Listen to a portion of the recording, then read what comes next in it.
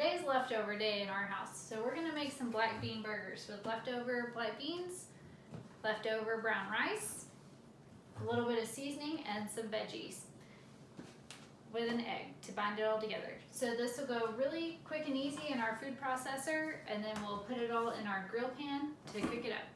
Basic prep for our veggies has been completed, so now we'll just put half a bell pepper, a small onion, and a few cloves of garlic in to get them started processing.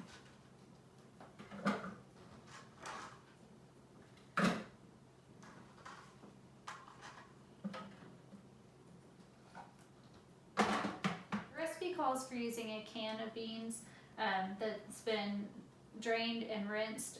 If you're going to make your own beans, you would probably want to add in about a cup and a half or a cup and 3/4 of beans. They also say to mash it beforehand. I'm just going to put it all into the processor and let it mix it up and mash it for me. And add in my half a cup of rice. This is a deviation from the recipe as well because they use breadcrumbs. I'm going to use day-old brown rice. And the reason why I'm going to use the brown rice besides cleaning out my refrigerator is because this will give us a complete protein because we have paired a legume with a grain. Since it's a complete protein, our body can utilize all of it fully. Whereas if it was just one or the other, it's still going to utilize the amino acids, but it's not a complete protein. By pairing them, we meet that requirement.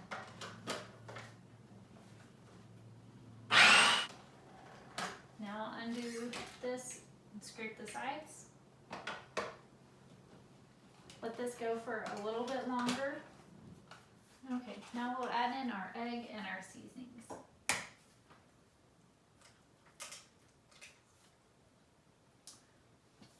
Tablespoon of chili powder. Tablespoon of cumin. And a teaspoon of sriracha, or whatever hot sauce you want to put in. We'll put our lid back on and blend it back up.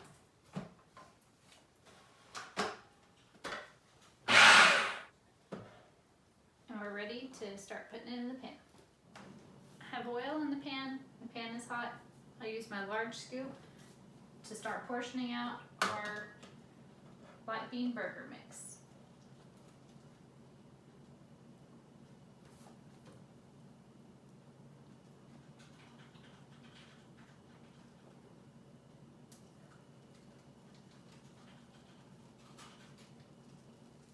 The recipe recommends baking them or putting them on a grill on a foil lined grill.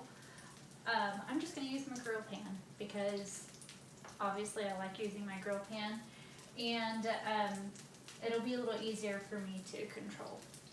So these are really soft and they are not sticking super well together.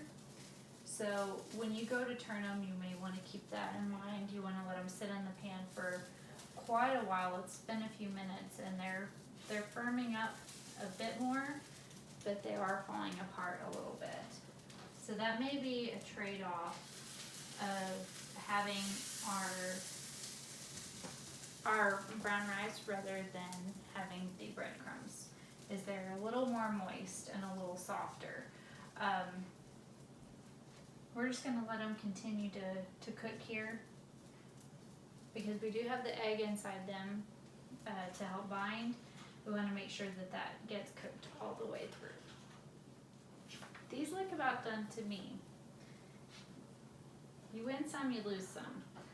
I flipped them and I lost one of them. It flopped on me. But overall, they're pretty good. They do have to stay in there quite a bit longer to make sure that they are getting cooked all the way through and that they stay together.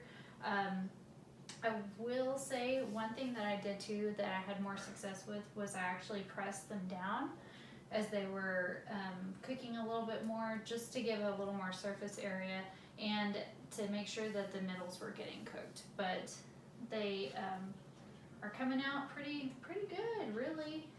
They're not falling apart. Like I was kind of afraid. They are soft, so you will want to keep that in mind. And that might be why they recommended baking.